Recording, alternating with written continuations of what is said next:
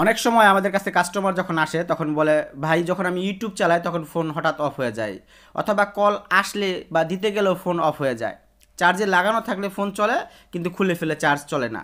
অথবা auto restart নেই, অথবা কোনো মিউজিক বা কোনো গান শুনতে গেলে আমরা প্লে করলেই তখন ফোনটা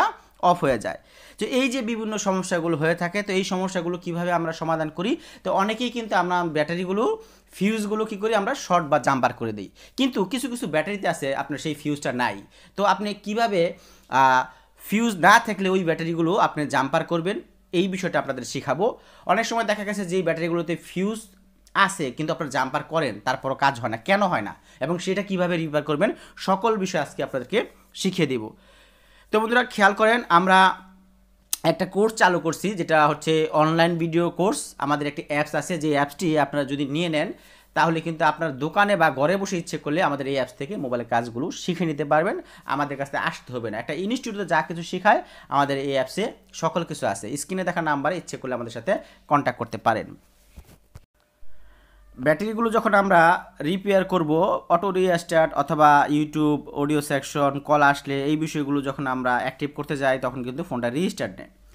তখন আমরা কি করব, আমাদের যেই ব্যাটারিটা আছে ব্যাটারির এই অপশনটা আমরা ওপেন করব।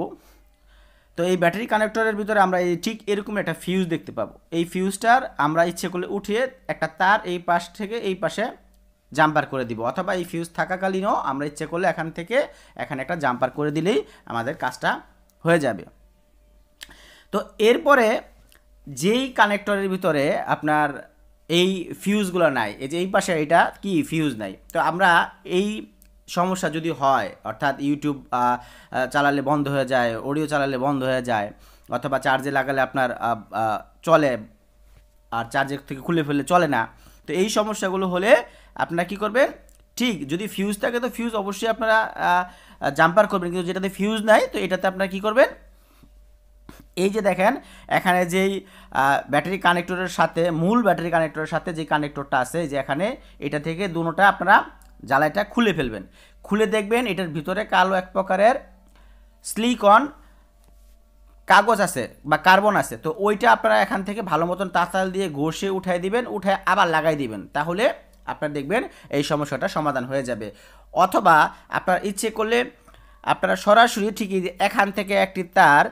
এই নেগেটিভ থেকে সরাসরি আপনার এই যে ব্যাটারি কানেক্টরের এই মাথার ভিতরে